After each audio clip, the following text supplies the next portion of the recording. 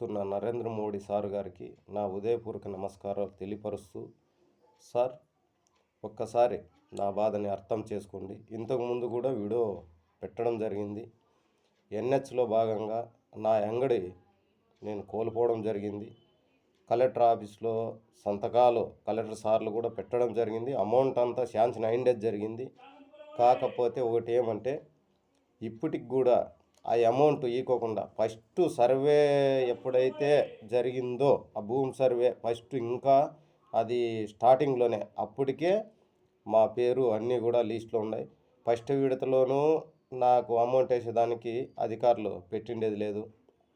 ఇప్పటికీ ఇంకా ఏదో అవార్డు నీ పేరు మీద చేసిన లేదు అది ఇది అంటానే అప్పటి నుంచి ఇంతవరకు ఇప్పటి వరకు కూడా నా అంగడి పరిహారం డబ్బులు ఎందుకో నిలుపుదల చేస్తున్నారు.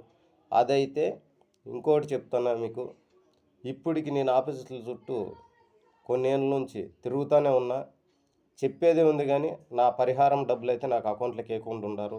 కాకపోతే దయచేసి మిమ్మల్ని ఒక్కటే కోరుకుంటున్నా, నాది శ్రీ సత్యసాయి జిల్లా బుక్కపట్నం మండలం జానకంపల్లి వాసిని. నా పేరు జి నాగరాజు. సార్, మీరు 19వ తారీఖు ఎంతో పుణ్య కారణానికి సత్యసాయి జయంతికి విచ్చేస్తున్నందుకు నా ఉదయపూర్వక నమస్కారాలు. అప్పుడు చెప్పినా ఇప్పుడు చెప్తున్నా. కాకపోతే అందులో భాగంగా ఎన్హెచ్ అంటే కేంద్రానికి సంబంధించిండేది.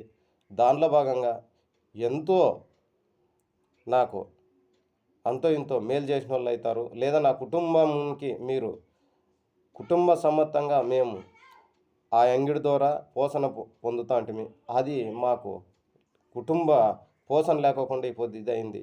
అది ఏదన్నా కానీ నాకు ఉండే పరిహారం డబ్బులు అంతా రెడీగా ఉండేదాన్ని ఎందుకు వీళ్ళ అధికారులు నా చేతికి నాకు ఇవ్వకుండా నా అకౌంట్లోకి వేయకోకుండా ఇచ్చేస్తున్నారు, నాకు అర్థం కావడం లేదు.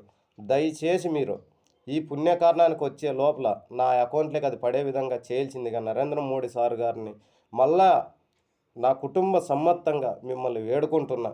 ఇంతకుముందు కూడా పోస్టులు పెట్టడం జరిగింది. కాకపోతే సార్ దయచేసి ఇప్పుడు ఉమ్మడిగా పార్టీ ఇప్పుడు టీడీపీ కావచ్చు, లేదా జనసేన కావచ్చు, లేదా బీజేపీ కావచ్చు,